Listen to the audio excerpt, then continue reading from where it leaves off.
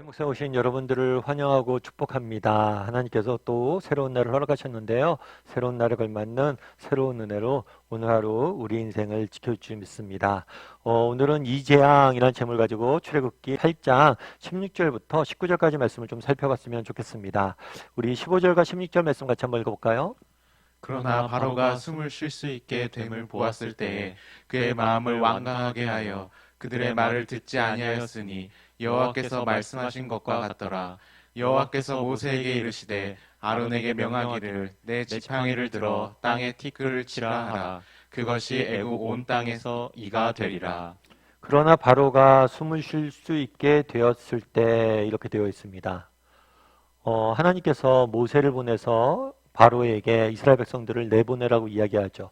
하지만 바로는 거부합니다. 그렇자 하나님께서 나일강을 피로 붉게 물들게 하시고 나일강에서 개구리가 올라오게 해서 온 애굽 땅을 치게 됩니다.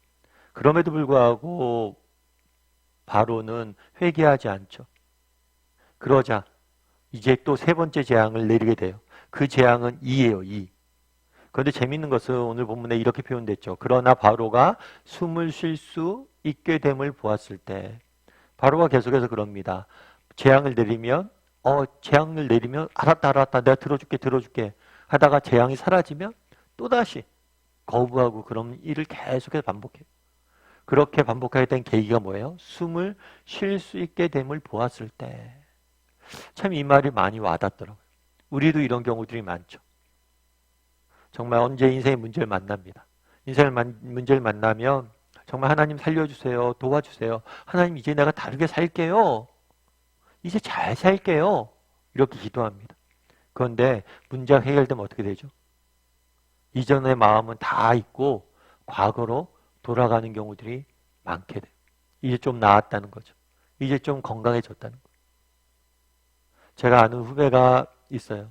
후배가 있는데 이 후배가 간 이식 수술을 받았어요. 근데 간 이식 수술을 또 한 번 했는데 잘못해서 두 번째 받고 그랬어요. 참 정말 너무 많이 고생했죠. 그래서 아버님이 이제 병원에 이제 수술하러 가고 그럴 때 나중에 그런 말씀 하시더라고요. 늘 양복을 챙겨 가셨대. 왜냐면 아들이 죽을 수도 있으니까. 정말 그렇게 힘들게 했어요. 그래서 중환자실에 간 이식 수술이 끝나고 중환자실에 오래 있었고. 근데 이 친구가 그런 얘기를 하더라고요. 중환자실에 있을 때 물 한 모금만 먹고 싶다고. 물도 못 먹게 하는 경우들이 있잖아요. 수술한 다음에. 입에 물만 축이는데 물 한 모금 먹고 싶다고. 그런 얘기 하더라고요. 참 내가 그 얘기 듣고 가슴이 안타까웠어요. 그런데 감사하게 하나님께서 잘 수술 마치게 하시고 회복하게 하셨어요. 근데 어느 날 그러더라고요. 가는데 병문안 갔는데 그런 얘기 하더라고요. 아, 형 요즘 병원 밥이 맛이 없다고. 그래서 야, 너 이제 살만해졌구나. 정말 물 한 모금 먹고 싶다고.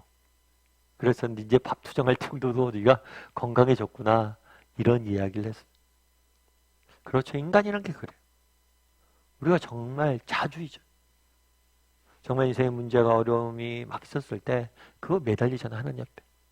근데 그게 조금만 나아지면 조금만 해결되면 뭐예요? 참 언제 그러냐는 듯이 잊혀지는 게 인간이 아닐까라는 생각이 있어요. 저도 그렇죠. 처음에 신학교 갔을 때 신대원, 신학교 가면 다들 전도사잖아요. 처음 신학교 가서 처음 채플 예배를 드리는데 정말 전도사들이 전국에 있는 전도사들이 다 모여서 함께 예배한다고 생각해 보세요. 그때 예배 감격이 얼마나 컸겠어요. 부름받아 나선 임원 어디든지 가오리다. 그런데 처음에 그렇게 감격했었는데 하루, 이틀, 1년, 2년, 3년 지나니까 그런 감격이 사라지더라고요.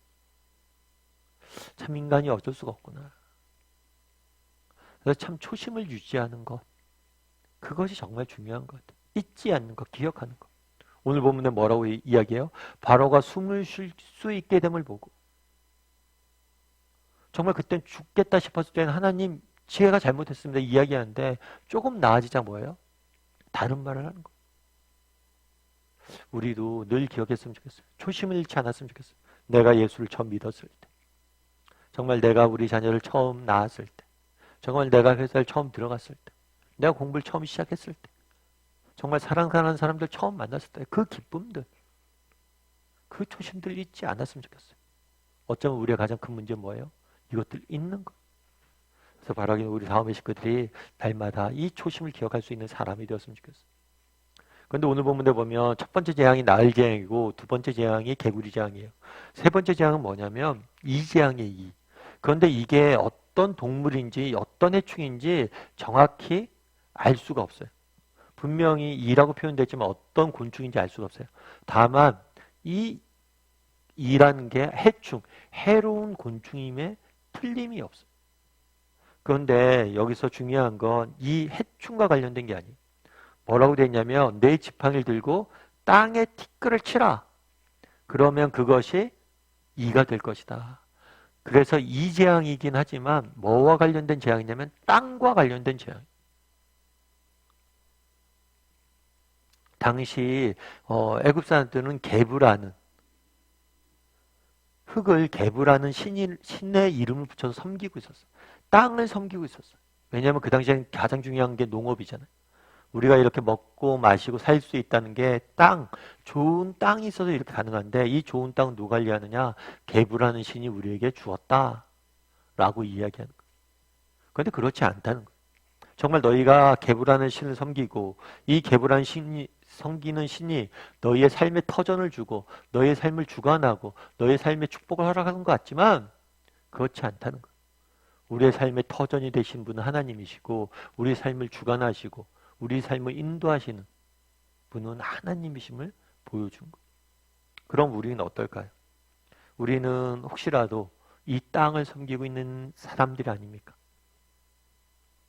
정말 하나님만을 의지한 사람이에요. 혹시 우리가 땅을 섬기고 있는 사람들은 아니에요? 내가 가진 재물, 내가 가진 능력, 내가 가진 무엇인가를 섬기고 있는 사람이 아니에요? 정말 우리의 인생을 주관하시는 분 누구예요? 우리의 삶의 터전이 되어주시고 우리의 삶을 주관하시는 분은 누구세요? 하나님이세요. 이 사실에 대한 믿음이 있냐는 거예요.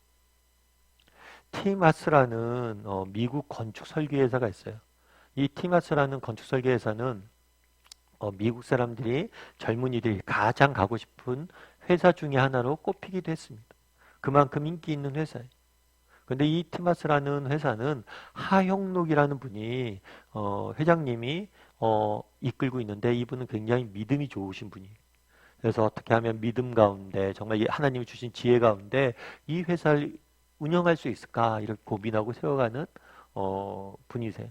근데 이분이 쓴 책 가운데 이런 재밌는 일화가 하나 있습니다. 지금은 이 회사가 굉장히 유명한 회사가 됐지만 초창기에 그러지 않았대요. 처음 회사를 시작하고 직원도 한 두세 명 뿐이었고 정말 작은 회사였던 거죠. 근데 한 번은 제약회사에서 건물 공사 발주가 난 거예요. 그래서 지원을 한 거죠. 하나님 앞에 기도한 거죠. 하나님 정말 이번에 꼭 돼야 됩니다. 그래야지 우리 회사 살 수 있습니다. 하나님 해줄 줄 믿습니다 하고 원서를 낸 거예요. 그런데 되지 않았어요. 그도 그럴 것이 자기 그 같이 했던 회사들 중에서는 200명이 넘는 직원이 200~300명이 되는 회사들도 같이 지원을 했으니까 아무래도 그 제약 회사 입장에서 큰 회사에게 맡기기가 더 쉽잖아요. 그래서 더 큰 회사가 됐대요. 경쟁이 안 되는 거죠. 그런데 낙심하고 이렇게 안 돼서 낙심하고 이렇게 앉아 있는데 갑자기 그런 생각이 들었대요. 성경을 보면서 기도하는데 야 그래도 정말 이렇게 원서라도 한번 낼 수 있다는 게 얼마나 좋은 일이냐 얼마나 감사한 일이냐 이 부분에 대해서 하나님 앞에 감사해라 이런 마음을 주셨대. 그래서 그 사람이 뭘 했냐면 감사한 마음으로 그 제약회사에 편지를 보낸 거예요. 아무개 국장님 이번에 저희 회사가 이렇게 면접 볼 수 있었는데 이렇게 면접 볼 수 있어서 있게 해주셔서 감사합니다. 귀사가 선택한 회사는 제가 전에 근무했던 회사인데 그 회사 너무 좋은 회사예요. 아주 잘 선정한 것 같습니다. 이렇게 편지를 보낸 거죠. 그런데 아무 답장도 안 왔대요. 그렇겠죠. 이것도 무슨 오지랖이야 이런 생각이 들었겠죠.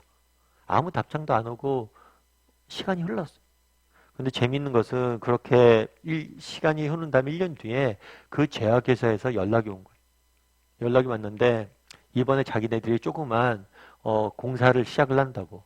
이번에도 또 건물 하나 짓는데 당신네 회사한테 맡기고 싶다. 아니 왜 우리 회사한테 맡깁니까? 그랬더니 입찰에서 떨어졌다고 감사하다고 편지 보내는 사람들은 당신밖에 없었다. 그래서 주의 깊게 봤다는 거예요. 그게 된 거죠. 그러면서 그분이 그런 얘기를 하더라고요. 참 그때 그런 생각이 들었대요. 참 그때 기회 떨어졌잖아요. 낙심될 수 있는 상황이잖아요. 그런데 정말 이런 기회가 준 것도 감사한 일 아니냐라고 말씀하셨던 하나님. 그리고 그 당시에 그런 얘기를 하는 거예요. 그 당시 회사가 너무 작아도 그 공사를 맡아도 감당할 수 없었다는 거예요. 근데 하나님께서 때가 되니까 정말 필요한 곳에 필요한 때에 일하셨다는 거예요. 그래서 정말 하나님이 살아계심을 느꼈다고 그렇게 써놨더라고요. 참 제가 은혜가 됐어요. 여러분 오늘 본문에 그런 이야기를 합니다. 땅을 치니까 땅이 뭐예요? 이가 나왔다. 우리는 세상 속에 살아가잖아요. 우리는 땅을 농사를 짓고 땅을 의지해서 살아가잖아요.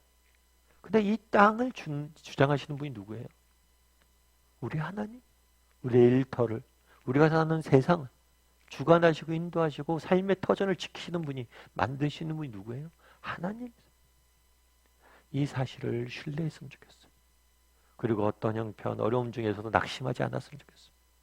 그리고 믿음을 가지고 걸어가다 보면 하나님께서 우리에게 필요한 은혜를 채워줄 줄 믿습니다. 그런 믿음을 가지고 오늘 하루도 살아가는 저와 여러분이 되기를 주님의 이름으로 소원합니다.